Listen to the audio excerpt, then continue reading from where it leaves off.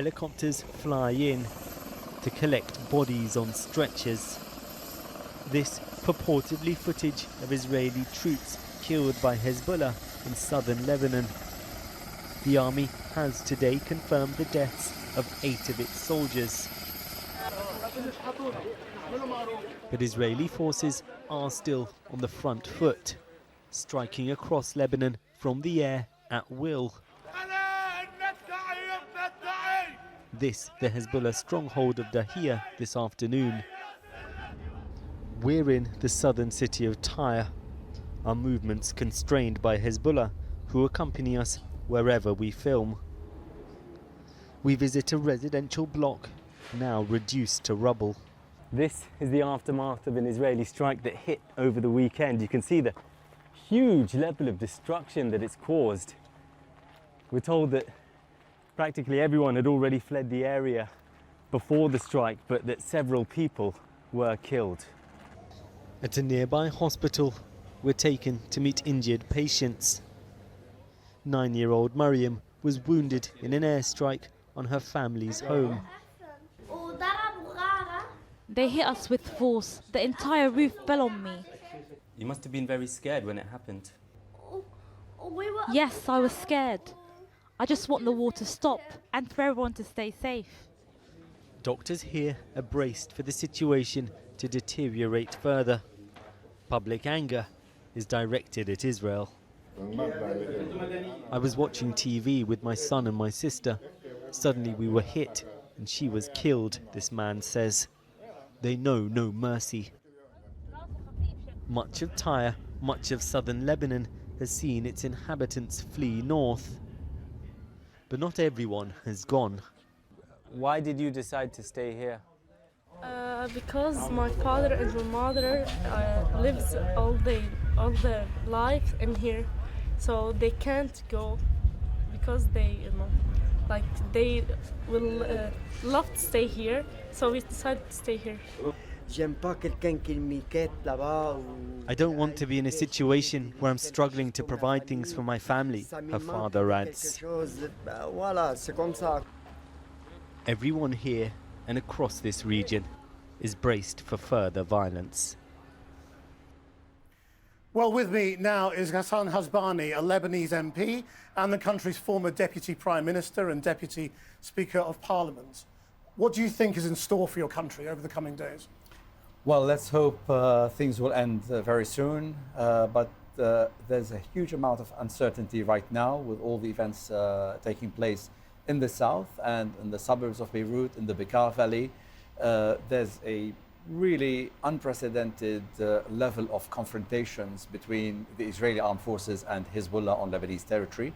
Do you support that resistance that Hezbollah is trying to push out? No, from our point of view, from our national political point of view, we have always warned about the existence of a non-state actor, armed, controlling their own decisions outside the state, outside Hezbollah, outside the will of the Lebanese sovereign state and government, taking risks with people's lives, with Lebanon's future, in immersing Lebanon into regional wars. And we're seeing now the results of such a situation that has been left undealt with for so many years. So do you feel they have led you down a dark corner? Well, unfortunately, we've warned many times against this situation, and we have actually been, Lebanon has been dragged into a regional conflict that Lebanon could have avoided being in such a situation.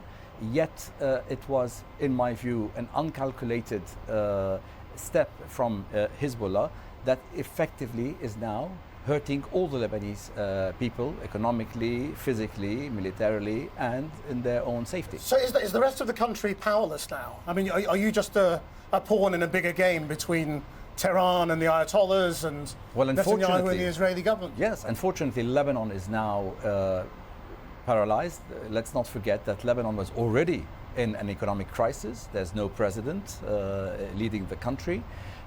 It was already paralyzed, and now it's even further paralyzed in this regional conflict. What do you expect Israel to do? Well, as it weighs its response? Well, what we're seeing now is a potential regional escalation as Israel weighs its response to Iran. Israel continues to bombard Hezbollah in Lebanon, and we are seeing scenes even more aggressive than what we have seen in 2006, that at the time resulted in a UN Security Council resolution to stop the fighting and remove the arms of all armed non-official and non-sovereign armed forces from Lebanon. What kind of foreign pressure is the Lebanese government under when it comes to how it uses the armed forces? I mean, are they really Lebanese armed forces? Well, we do have Lebanese armed forces who are tasked with the sovereignty and the protection of the sovereignty of Lebanon. However, when Hezbollah made the decision to enter a war, they did not request the permission of anyone. They did not look at the sovereign state and deal with them as a sovereign decision maker when it comes to war and peace.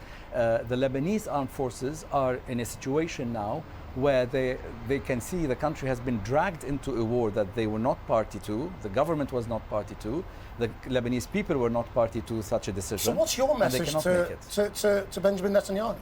Well, I cannot see this war continuing. We should all work towards the implementation of 1701 on all sides. 1701 is the UN resolution that in 2006 ended the war, called for the withdrawal of all armed forces that are not Lebanese army from the south of Lebanon to the north of the Litani River, around 30 kilometers from the Israeli borders, deployment of UNIFIL and the Lebanese sovereign armed forces, and the removal of weapons from the hands of all militias in Lebanon. Mr. Hasbani, thank you very much indeed for joining us. Thank you.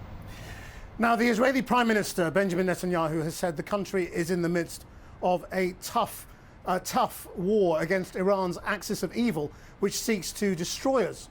But he insisted we will win together. Israel's military chief also warned that the country would respond to Iran's missile attack and said its forces could strike anywhere in the Middle East. Our chief correspondent, Alex Thompson, is in Jerusalem. Alex. Yes, well, for some days, as you might expect, Israel's political leaders preparing their people for the simple and obvious fact: if you invade somebody else's country, you're going to get hurt. And so it is proving, obviously. A little after 6 o'clock local time, the Israeli Defense Force released the composite of photographs, which I think you can see now. 8 soldiers listed as killed. Now, I can tell you some details on that. 6 were from the Irgoz Commando Unit, killed in a gun battle with Hezbollah fighters in a southern Lebanese village. 5 more were wounded in that contact. 2 other soldiers from the Golani Reconnaissance Unit killed in a separate attack, and 1 more soldier from that incident listed as seriously injured. On top of that, of course, a captain who was also listed killed in action earlier. But of course, events across the country dominated by 2 things. First of all, the gunmen attacking and killing civilians roughly half an hour before the attack from Iran last night. And then, of course, that 181 missiles fired into the country. It's fair enough to say, not exactly controversy, but debate growing about whether the claims of Israel, the United States, and to some degree the UK about the impregnability of Israel's missile defence and their missile defence systems against Iran really is as strong as has been made out in some quarters. Verified images show Iranian missiles detonating near Israel's Nevatim airbase. And other verified video now appears to show more missile strikes. Only late this afternoon did the Israeli Air Force say several of its bases were hit, without casualties, they added. Jerusalem last night. Most incoming missiles, it seems, were intercepted, but the impression of near invincibility peddled by Israel, US and UK too isn't quite the full picture. A cruel irony, the only person confirmed killed by Iran's action, this Palestinian man, struck seconds after these images by a falling missile. By day, the even deeper irony, the dead man Samir al-Asali was from Gaza. Just north of Tel Aviv, a missile crater already filled in this morning. A yellow ribbon for the return of the hostages, and now a coating of blasted earth. All of this close, very close to major security installations, this military base, and a Mossad Secret Service headquarters. A few miles distant, they were still dousing the fire started by another missile strike last night. Everybody went into shelters, but pretty soon we started getting reports of firstly of shrapnel and then explosions and then hits. An empty house destroyed in a park. Gaza it is not, but 181 Iranian missiles means Israel is talking, at least, of imminent revenge. The Prime Minister Benjamin Netanyahu has described that action from Iran as a big mistake, but as yet no further action from Israel and no further missiles, for that matter, coming in overnight from Iran. A former Air Force commander who has personally bombed Iraqi nuclear sites says Israel will retaliate. But that all came with a very clear warning to his own people. We can inflict a lot of damage on Iran, but there would be repercussions and a cascading effect. Remember that we have the Russians who have teamed up with the Iranians lately because of the war in the Ukraine, and the Russians are just next door in Syria. We don't want this cascading effect. Jaffa along the coast, grieving for 7 people shot dead, 11 injured, 6 critically. It happened about half an hour before the Iranian missile salvo last night. Tonight, Hamas said they did it. Few eyewitnesses will speak openly. You know, they ran away and came here. We did what we could. We bandaged his leg. He was shot in the leg. His whole leg was injured. The whole shop was blood yesterday. 2 Palestinians from the West Bank, Mohammed Rahman and Hassan Tamimi, visited this mosque, then stabbed a policeman, stole his gun, and opened fire at the tram stop over the road on Jerusalem Boulevard, killing 7 times more people than all of Iran's missiles. They were just waiting for a train, it says.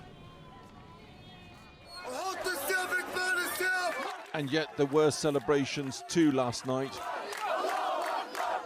Allahu Akbar, God is great, they shout in Gaza, as attack and defense missiles light up the sky over Israel.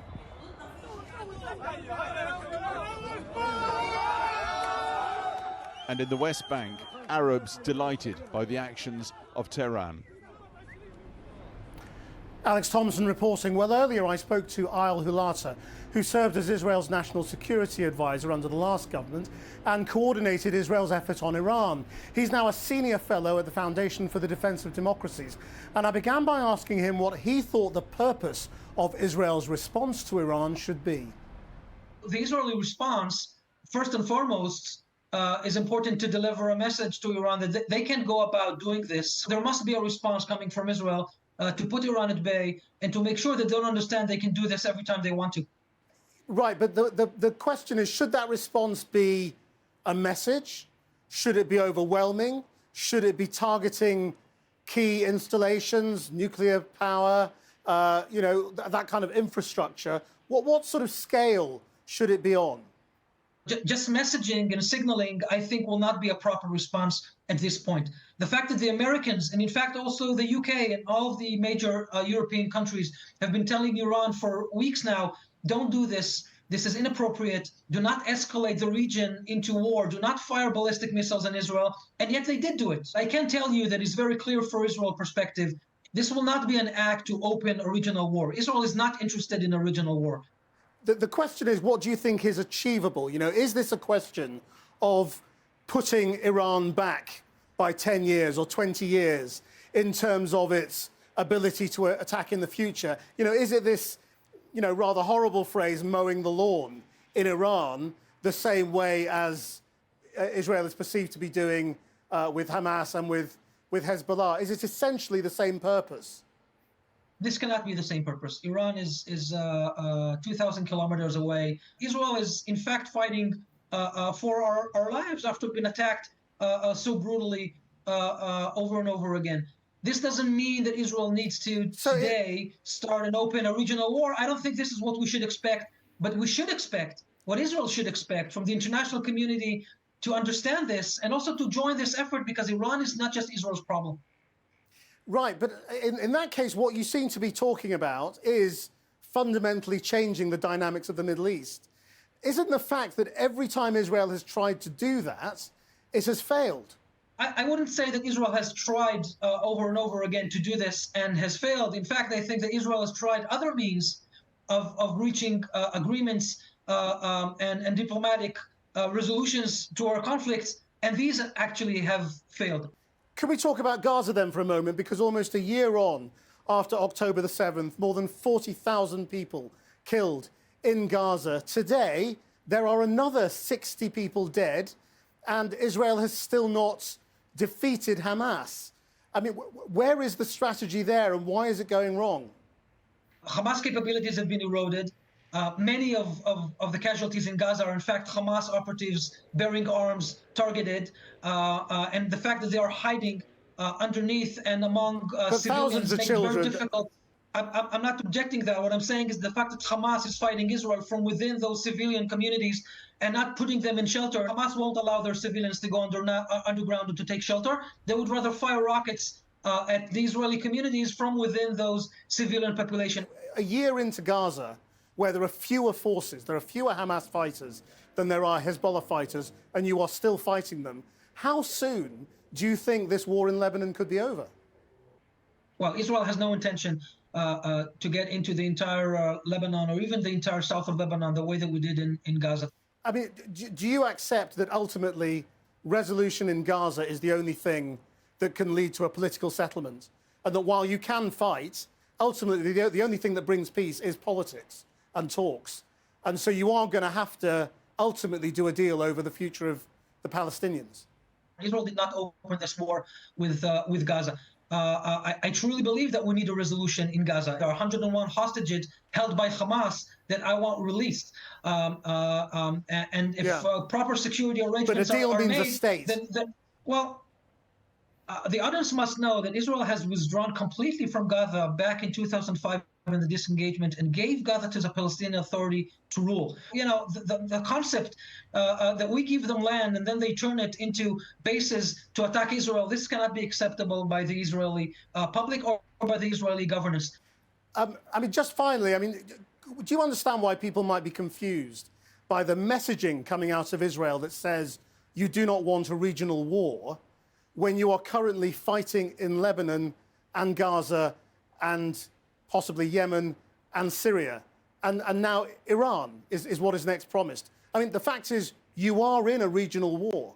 Israel did not start any of those conflicts. Yes, indeed, we're fighting 7 fronts that were all imposed on us. And my hope is, and I think that all of the Israelis hope for the new year that starts today in Israel, the Jewish New Year that starts today, that the next year will not be a year of war. It will not be a year of fighting.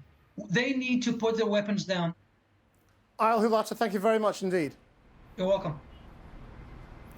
Well, for the whole region, last night's events felt seismic and pivotal. For the people of Gaza, the night played out as many have before under Israeli bombardment.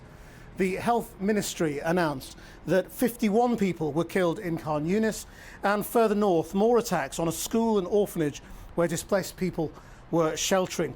This is a special report filmed overnight in 2 neighbourhoods with 1 hospital in Gaza City by our colleagues in Gaza, and I should warn you, there are distressing images from the start.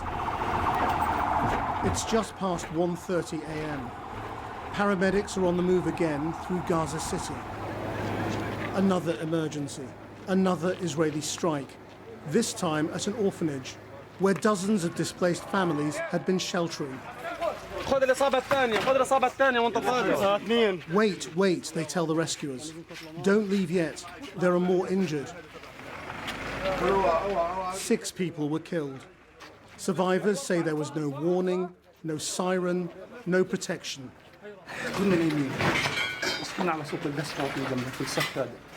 We started getting all the bodies out. There were a lot of them.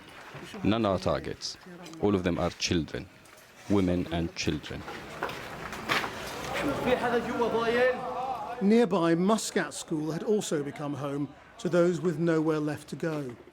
25 of them were killed here just before 2 a.m. Mohammed Abu Leal was trapped by the blasts.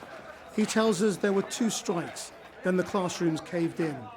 We couldn't get out because of the dust. We couldn't breathe, and so we just closed our eyes until the ambulances arrived. Before this woman's body can be stretchered out, a lengthy debate. How best to cover her up, to protect her dignity in death. As the injured left for hospital. Those already there were reporting to relatives on the other end of the phone who in their families lived and who died. Nawal and Mahdi are dead. My sister Iman is fine. Mohammed is fine. Only 3 of us were killed, and we are at Al Ali Hospital. Inside, the Jundea family is in shock.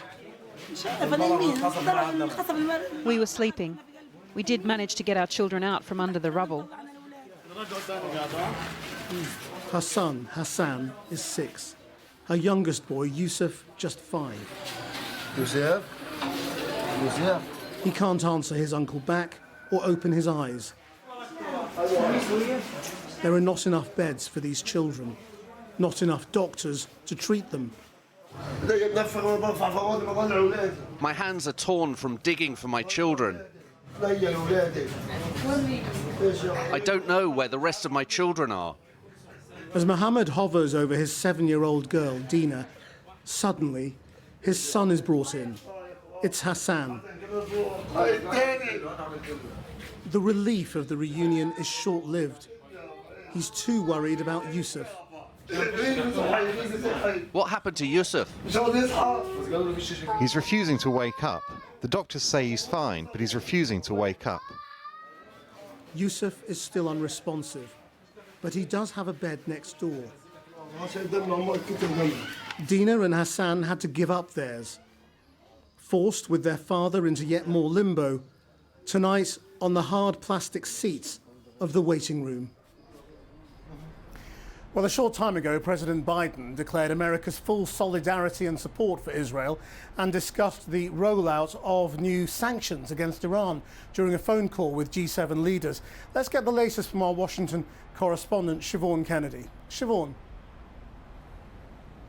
Well, that's right, Krishnan. Joe Biden called that meeting of the G7 this morning, I think, really to rally support for Israel and, I quote, to unequivocally condemn, the White House said, Iran's unacceptable attack yesterday. Joe Biden then spoke on the tarmac to reporters a little bit after that call. He said that the G7 leaders had all agreed that Israel had the right to respond to Iran's missiles. There is no sense, I think, that the US or the G7 want to be part of that response, but they do want to agree among themselves how far they think Israel should go and communicate that, give their advice to Prime Minister Netanyahu if he will listen. At one point, Joe Biden was asked whether or not he would support Israeli strikes on Iranian nuclear facilities, and he said that he would not. Let's hear how President Biden put that earlier. The answer is no. I think there's things we'll be discussing with the Israelis what they're going to do, but all 7 of us agree that they have a right to respond, but they should respond in proportion. Biden did say that the US was planning more sanctions against Iran. It's already the most sanctioned country by the United States, and that's on top of fresh sanctions this morning against the Houthis and against settlers in the West Bank last night, Krishnan. And Iran has been speaking at the Security Council. What did it say? Well, there was an emergency meeting called inside the UN this morning. The Iranian ambassador to the UN spoke there. He criticised the United States, as you might expect, and Israel, and said that Iran's response yesterday was both necessary and proportionate. Let's hear how he put it.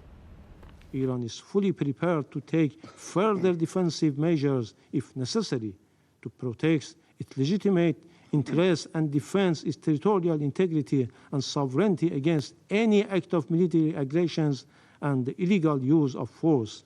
In this regard, Iran will have no hesitation. So Biden today is very much trying to present, I think, a united front. Remember, he was only calling for a ceasefire 2 days ago. There is none of that talk now, just ironclad support for Israel. Thanks, Siobhan. Well, at the Security Council then, ambassadors for Iran and Israel accusing each other of representing terrorist states and threatening to launch further military action. Iran's missile attack against Israel is being seen as an attempt to consolidate its support in the Middle East, while its supreme leader said Western countries should get out of the region. Our international editor, Lindsay Hilson, has this. The Revolutionary Guard Commander-in-Chief used somewhat retro technology to issue the command to fire, and then they prayed.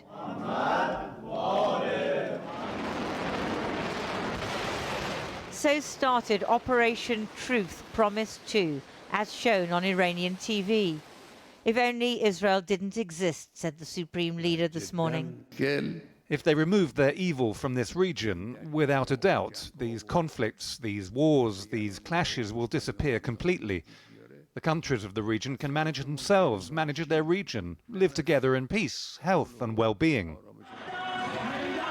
Regime supporters were brought out to celebrate the attack on Israel, but it's not clear that Iran has the military strength to resist Israel's superior air power. They're waving pictures of the Hezbollah leader killed by Israel last week. But the question now is whether Iran's nuclear facilities, buried deep underground, can withstand Israeli attack. The major nuclear sites Israel might target are at Arak, Fordo, Natanz, Isfahan and Bushehr, and subsidiary sites which are scattered across the country. Obviously, Israel can cause serious damage, can degrade their command and control systems, can degrade their communication systems, and that in itself will have a severe impact also, because I do think that Israeli air power can act with a degree of control of the air or potentially air superiority over Iran for a particular period of time, and so they can take out targets as they see fit. Supporters of Iranian-backed militia were on the streets of Baghdad last night. The Iraqi militia are part of Iran's axis of resistance, but Israel is putting all axis members under pressure. Last week they attacked the Yemeni port of Hodeidah, from where the Houthis have been firing at Western shipping and into Israel. And today a target was hit, presumably by Israel, in the Syrian capital, Damascus. Until now, Iran could get Hezbollah to fire across the border into Israel, potentially deterring Israeli attack on the Islamic Republic itself. But now Israel has killed its leaders. Hezbollah is in disarray. Iran uses military parades to show off its arsenal, but its effectiveness is now open to question. Some in Israel and the US see this as a moment of opportunity when they might topple the Iranian regime. But remaking the Middle East is a dangerous business, as America found out in Iraq. And Iranians who long for change might not see this as the way to bring it. Even those who oppose the regime, even those who are not supportive of the line of the establishment, not necessarily see a war as a solution. And in fact, many would fear a war as a further destabilization factor, and one that you wouldn't know the implication and developments of in the end. Last night, Iranians queued to fill up their cars with petrol. Some stocked up with food. They are in the eye of a storm, where all they can do is hunker down and hope it passes. Well, joining me now from Washington is Ali Vyas, who is the Iran Project Director at the Wilson Center's International Crisis Group. Do you think Iran's Supreme Leader has miscalculated? Well, it's very hard to say because he didn't really have any good options in front of him. His choices were basically not to respond, which would diminish this Iranian alliance system to one that could be described by all for one and one for none. basically meaning that none of Iran's allies could count on it, or to respond and risk a potentially devastating Israeli retaliation. But I think because option A of demonstrating restraint was pursued over the past 2 months, and in the Iranian view, it only made Israel more aggressive, signaling that Iran is in a position of weakness, the Iranians decided to take this action to change the dynamics. What do you make of those people who are saying the Iranian missile attack last night was about restoring Iran's deterrent so that Israel does not get drawn into a full-scale war? Look, I don't think the Iranians have any delusions that they can restore deterrence with Israel at this point. Israel, of course, is a much more superior military power backed by the world's #1 military superpower. And therefore, there is no way that Iran can outmatch Israel in any way, including in its willingness to go up the escalation ladder. I think what the Iranians wanted to do was to remind the United States that if it continues with this permissive attitude towards Israel, that what the Biden administration has tried very hard to avoid over the past 11, 12 months, which is a regional conflagration, might actually happen. And the Iranians have the willingness and the tolerance of risk to enter into the arena if the United States does not hold Israel back. Are there any outside players now that do have significant influence over Iran? I mean, they said that they told the Russians about their impending attack. I mean, what would their role be in trying to prevent a full-scale war? Look, the Russians have influence over Iran, but I think the Russians actually enjoy more instability in that part of the world that would drag the attention away from what's happening in Ukraine, especially that of the United States and the West. The Chinese are more worried because this is the area of the world they get 1/3 of their energy imports from. And the Chinese have influence over the Iranians, over the Saudis, the Emiratis, etc., but not necessarily over the Israelis. The only actor here who has influence over Israel is the United States, but the United States is also, with only 4 weeks to go before presidential elections, is almost politically paralyzed, and even when it was not, it wasn't really willing to exercise its influence over Israel. And so there is not a lot of hope that any outside actor could effectively stop this dynamic from ending in disaster. Ali Fayez, thank you very much indeed for joining us from Washington.